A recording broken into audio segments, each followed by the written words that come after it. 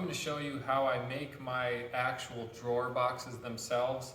And off camera, I went ahead and put some pocket hole screws in the face and the back of my drawer boxes.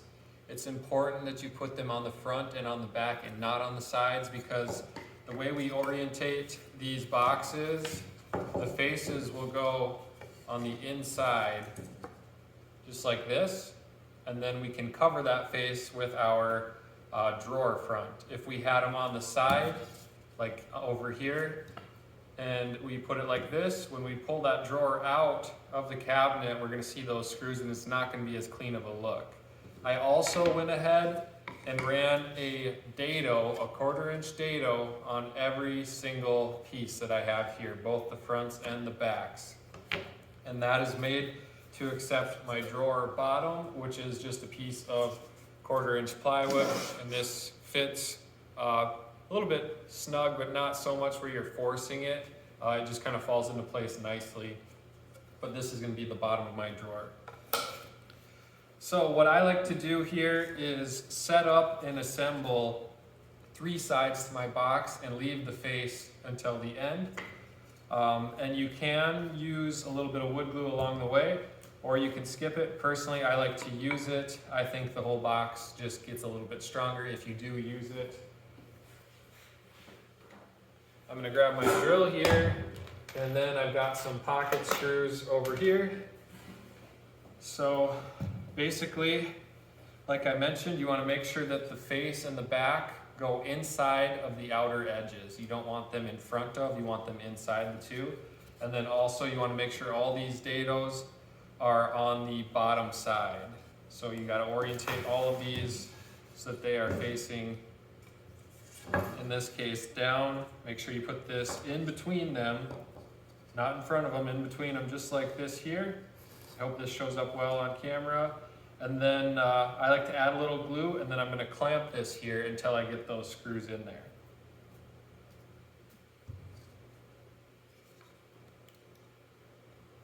You don't want to use too much glue here, otherwise it's going to be sliding around like crazy and you're just going to have a lot more cleanup.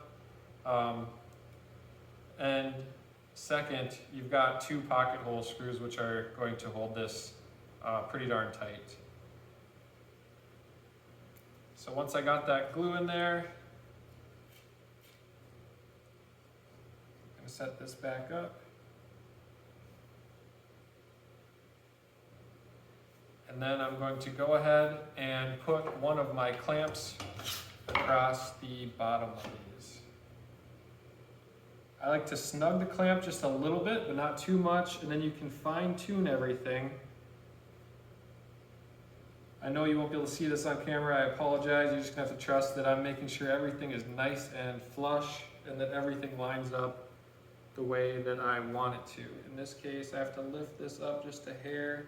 Now that I have this in the clamps, I'm just going to put 2 pocket hole screws in.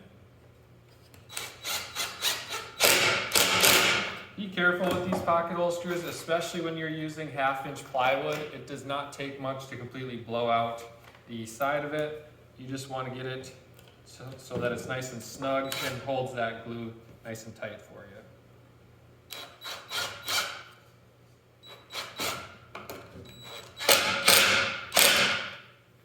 All right, so now that I have those 2 in, I can remove my clamp and put those other 2 in. So now I've got my 3 sides down, and the last 2 steps are to slide in the bottom panel and then cap it with the front face there. I also like to add glue inside my dados. Now if you're using solid wood for your drawers, the expansion with seasonal change will cause issues, and you want it to be more free floating. For this plywood, it will expand some, but I'm not worried about it, so I'm going to glue it in place so that it is not rattling around inside this drawer. So I just apply a little bit of glue across the bottom, and then I actually take and drop some down the edges. I don't do a whole lot here, and as I drop this panel into place, it will kind of push that glue down with it, and it works out really slick. So here's my lower panel, just that 1/4 inch piece of plywood. And you can see the glue that I have kind of dripping down here. And currently these are towed in a little bit, and that's okay. You'll just have to bow them out to get this started. So I usually put in one corner, and then I add the other one in. And then it's just a matter of, I don't know how well this will show up on camera, but you just drop this panel right down in, and make sure you get seated good at the bottom, just like so, and bingo. You've got most of your drawer completed. A little bit of glue squeeze out on the bottom. I like to wipe that up right away. And then the last step is to add a little bit of glue and put this cap on in those last 2 screws. So this really is pretty simple. Once you get those dados cut, that's the only tricky part, I would say. And it's not even tricky, it just takes some time to set up your dado blade. This goes super quick.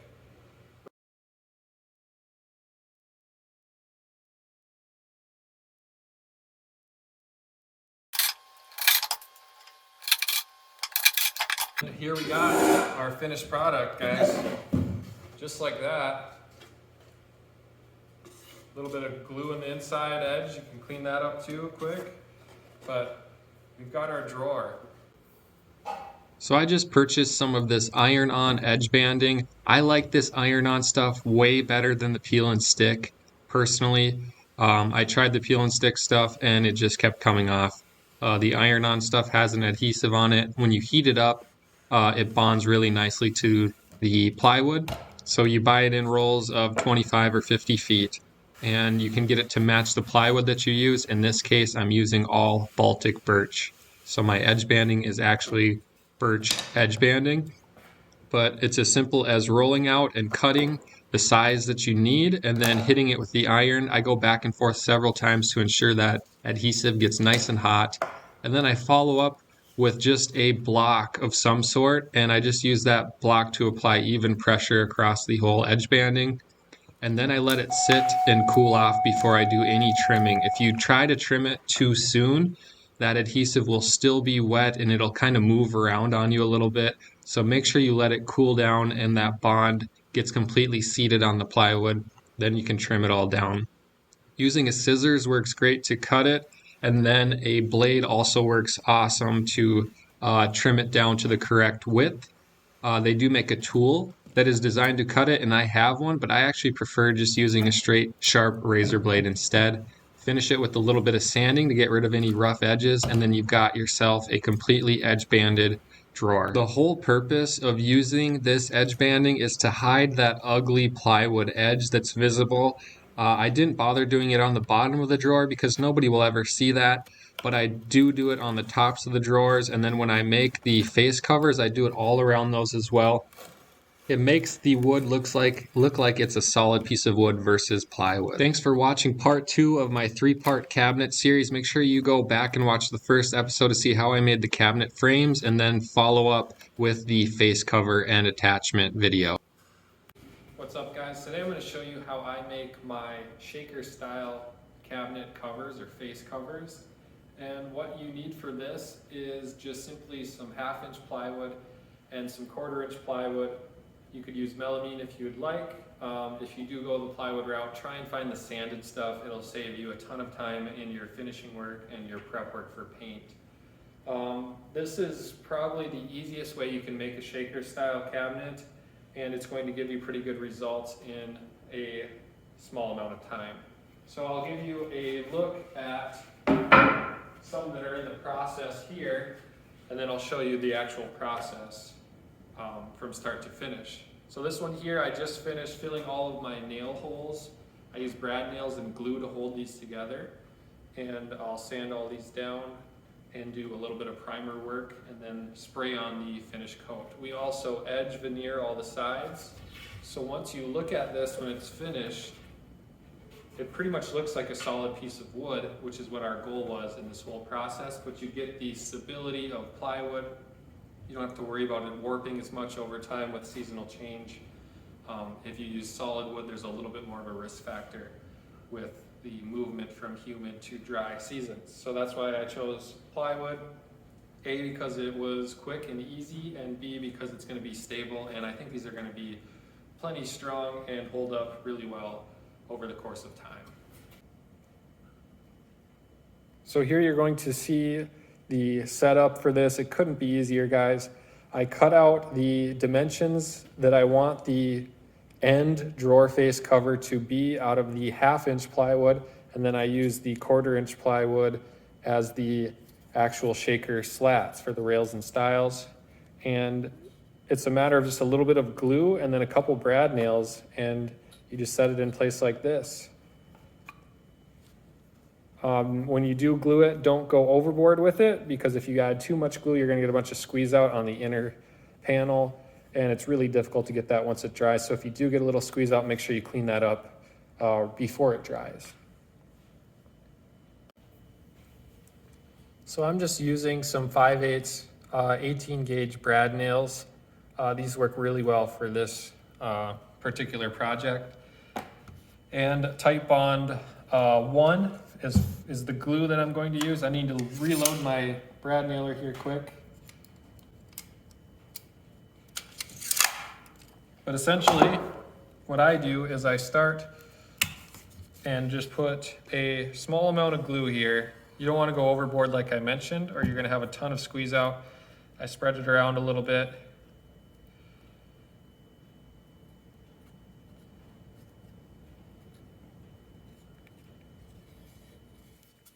And then take some extra time when you're setting this into place. You want this to be nice and flush with the edges. If it's not, you can go and hit it with the flush trim bit at the way end, or you can sand them flush. But if you take a little extra time and just feel it out here, you can get it dialed in and save yourself some work in the long run, which is what everybody would like to do. So I start by putting one brad in the side, and then I just double check everything, because you can still pivot it on that one brad, and once it's where I want it.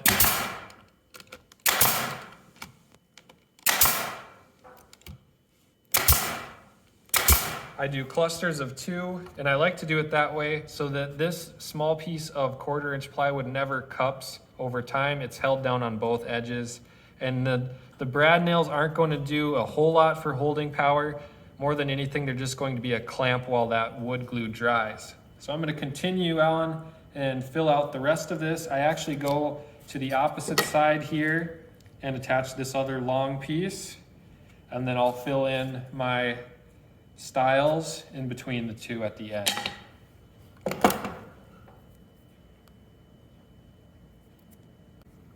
Now that I've got both of my rails in place, it's time to work on the stiles, and you want to cut these so that they fit as close as possible. These could have been about a 30-second longer, but I'm kind of glad that this ended up being not as tight of a fit. It makes for easy assembly, and in the end, I have to fill all my screw holes with wood putty anyways, so it's not much effort or extra work to go and just fill these little gaps between the rail and the stile.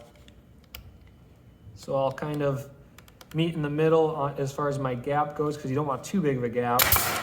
Put one nail in, line up the other side, and do those same clusters of 2. I'm just gonna put one in the middle there, just to get that glue held down nice and tight.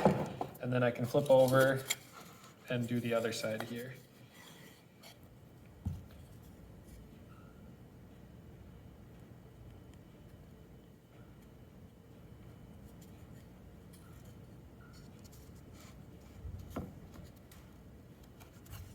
There, that side was about as perfect as I could ask for. It basically is a friction fit here. Just make sure it's not overhanging on the outer edge at all. And then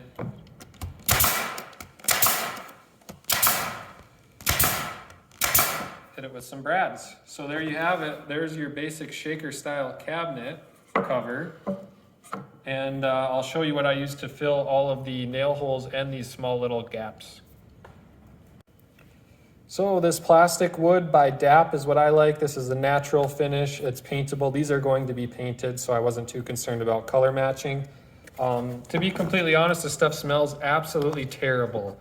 So if you've never used it before, just a little bit of a heads up.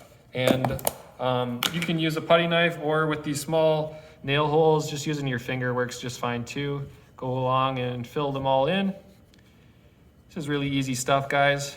It kind of goes without explaining here, but I'm gonna fill in all these little nail holes, and then at the way end I scrape off any excess. And then the same applies for this gap between the rail and the stile. All right, so I finished filling all this in, and like I mentioned earlier, I'll sand this after it dries and cures and then hit it with some primer. I highly recommend you do 1 to 2 coats of primer.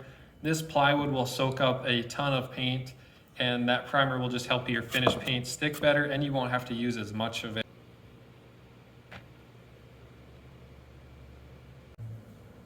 So simply take your edge banding material and span it out across the edge of your plywood. I like to just do a rough cut to get it close to the right length. Then you're going to take your hot iron and you're going to basically iron this veneer onto the wood. I like to take several passes here so that I ensure I get enough heat to melt that adhesive and get a good grab between that veneer and the plywood. So I go back and forth with the iron a few times, and then I let it sit and cool down a little bit before I take a razor blade and just trim off all that excess, and then you can sand it as well if necessary. All right, guys, I just finished installing the face frames on my first cabinet. So this is the first one that I've fully completed. There's still some touch-up spots with paint we're going to take care of after we install, but everything is working and looking exactly how I wanted it to. The soft close is working great, and I want to share with you the method I'm using to install my face frames. I picked up a couple rolls of this 3M double-sided tape, and then I also got some of these GRK cabinet screws that are 1 inch thick. And on top of that, I just have a piece of this extra MDF 1/4 inch to use as my spacer. And I also have a mark on the top of it here. So one important thing when installing face frames is you want that top line to be all in a nice row with each other. So what I did is I marked the height that I thought looked the best. That would give me plenty of clearance for my countertops to fit over the top of this. And then I just set up a block like this and marked it on both sides. So I'm going to use this as a gauge to set up every single top drawer of my cabinet. And once you get your tape in place, all you're going to do is peel off the back side of it so that it's ready to work with.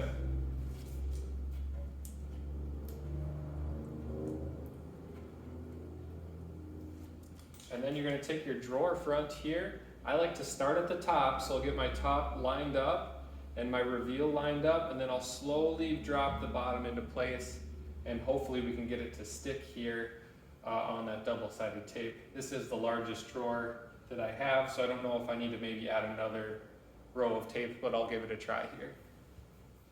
Hopefully I don't block the camera too much, but if I do, the goal is to just get that top exactly where you want it. Use your reference marks.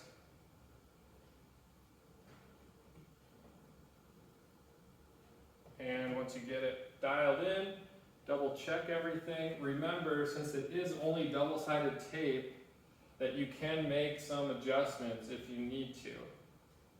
And I'm pretty happy with this right here. If you can get a helping hand, that'd be great during this process. So now I'm just going to press firmly against that tape in hopes that I get a good enough bond where it will stay. And there we go. So now it's being held up just by that tape alone. And then I'll show you what I'm using to fasten it from the back side through to the front side, which is just some of them GRKs. They're 1 inch long cabinet screws. And I do clusters of 2. So I'll go 2 here, 2 here, and 2 here. And you want to make sure that you don't get them anywhere near where you're going to install the handle to. And also, I'm going a little overboard here, I feel, because the handle has 2 bolts that actually hold this all together as well. But I would much rather spend a couple more cents on screws and make sure this thing is locked into place and have it break itself loose over time. Same thing goes with my pocket holes.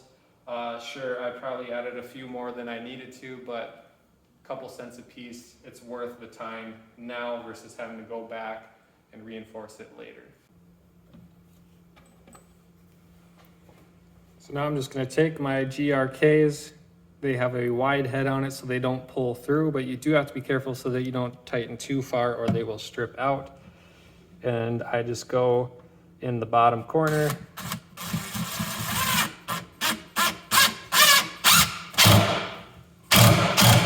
And I watch down the edge on this outside edge here, and I just tighten it enough until I see this pull nice and tight. So then I'm going to do another one up in this corner and then work my way to the right. Okay, so here's the inside of the cabinet. I had to countersink a little bit because these screws were only 1 inch thick, but I just put 2 on each edge, and I'm actually really happy with how sturdy this is with 2 on each edge. I don't think I'm going to add any to the middle. I'll just leave the handle pull as that middle support because that will go all the way through both of these as well. But this drawer front is mounted and ready to go. Soft close is working as well, and with that spacer that I used, I'm able to get a nice reveal all the way across here, and then my edges line up really nice on the edge as well. So one more cabinet that is ready to go.